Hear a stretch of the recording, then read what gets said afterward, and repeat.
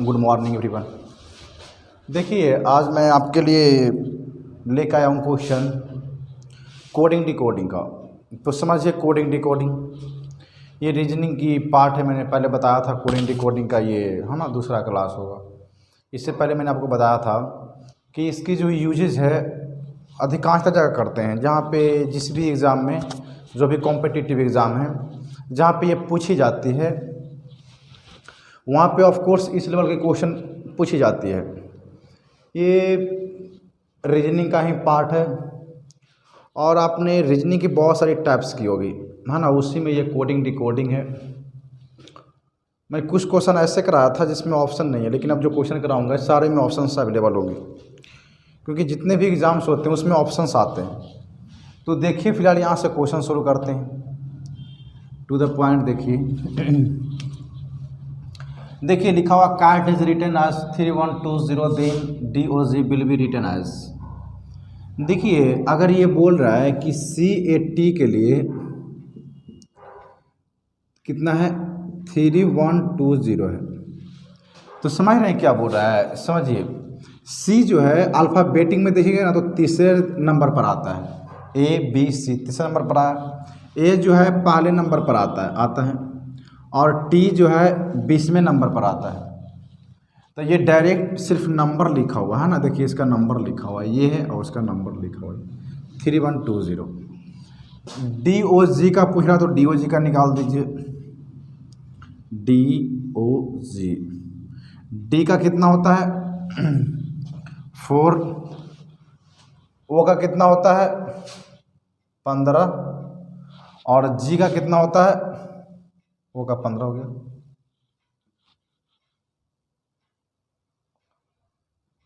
और G का कितना होता है 7 है ना, यानी D का 4, यानी D का 4 मतलब D जो है चौथे नंबर पर आता है, O जो है 15 नंबर पर आता है।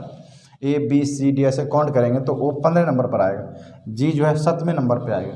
तो जो आपका ऑप्शन होगा 4157, आपका ऑप्शन A होगा सही, 4157। तो इस तरह से मैं क्वेश्चन कराते रहता हूँ और कराऊँगा ही आगे।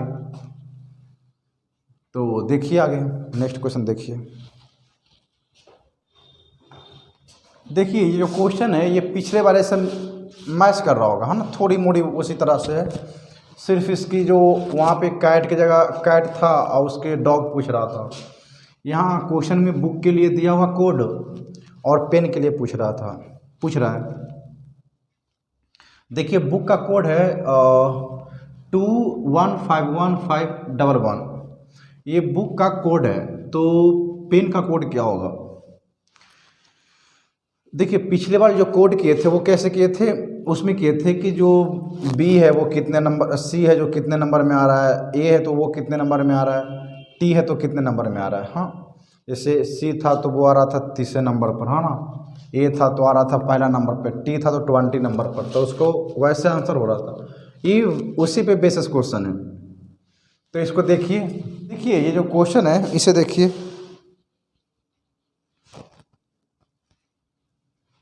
ये क्वेश्चन इसे समझिए।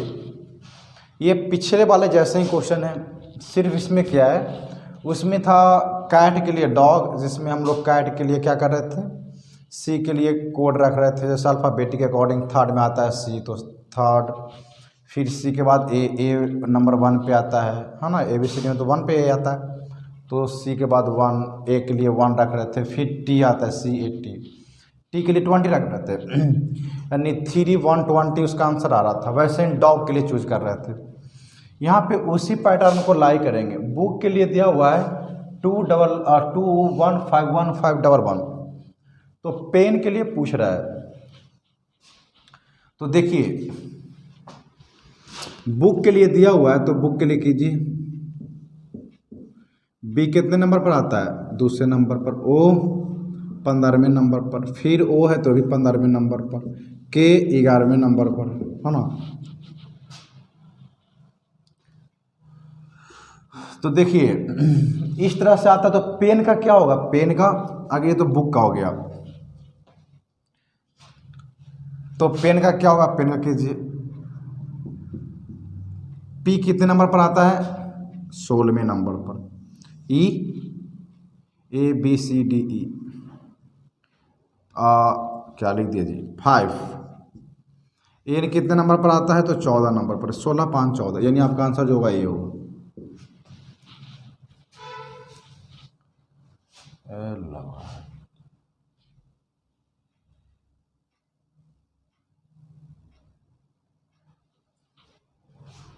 देखिए इसको,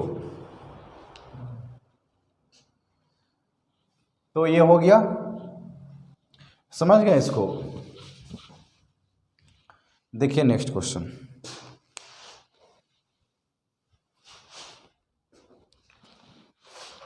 देखिए ये क्वेश्चन रहा आपका। नेक्स्ट क्वेश्चन समझिए इसको। देखिए इसका जो क्वेश्चन बोल रहा है इफ PN = 35 तो बुक के लिए क्या होगा। अभी जो था उसमें इससे पहले कर रहे हैं तो उसमें क्या था कि आपको P था तो वो कितने रैंक पर आ रहा था, है ना। E है तो वो कितने रैंक पे आ रहा था, N है तो वो कितने रैंक पे आ रहा था। रैंक का मतलब नंबर से है मेरा कि वो कितने नंबर पे आ रहा है। जैसे A है तो 1 नंबर, B तो दूसरे नंबर, C तो तीसरे नंबर, वैसे था। लेकिन इसमें ऐसा नहीं है। देखिए इसमें क्या है, PEN है, P कितने नंबर पर आता है 16वें नंबर पर, E 5वें नंबर पर, N 14वें नंबर पर। अब सबको सम कर दीजिए, 16 5 21 14 35, यानी ये आ गया 35। अब बुक के लिए भी वैसे ही होगा।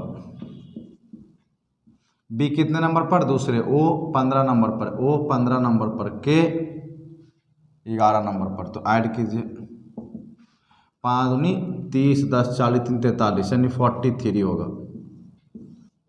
आपका ऑप्शन B होगा। तो बस इसी तरीके से करते हैं। देखिए आगे समझते हैं क्वेश्चंस। आगे भी इसी पैटर्न का होगा, कुछ अलग नहीं होगा, बस जैसे कर रहे हैं वैसे ही होता है। सिर्फ आपको बेस समझना है कि किस। देखिए क्वेश्चन है आपका, समझिए ये।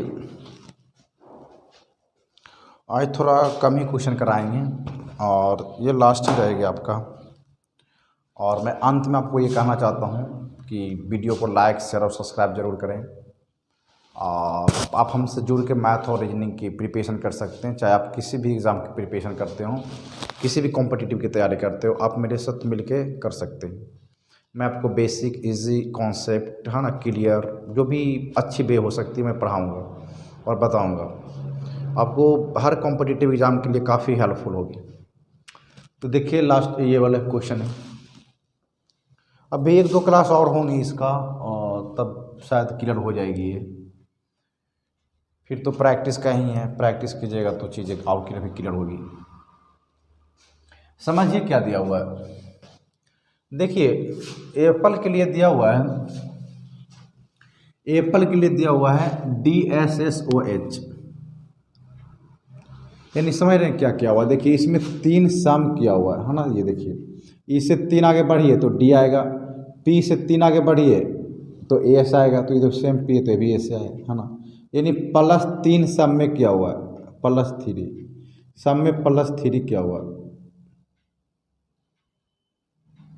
यानी L इसमें देखिए LMNO 3 प्लस इसमें भी है,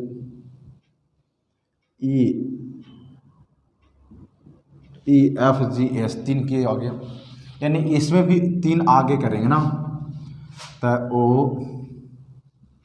ORANGE।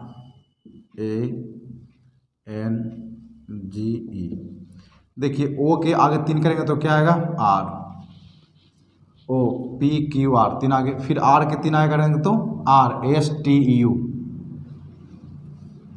U है, फिर A के करेंगे तो ABCD तो D आया, NNMO सॉरी M के बाद 3 आगे करेंगे तो Q, G के बाद 3 आगे करेंगे तो GHIJ, E के 3 आगे करेंगे तो EFGH यानी आपका आंसर ये होगा। यानी ऑप्शन कौन सा होगा, यानी आपका ऑप्शन A होगा सही। आज इतने रहने देते हैं। Thank you.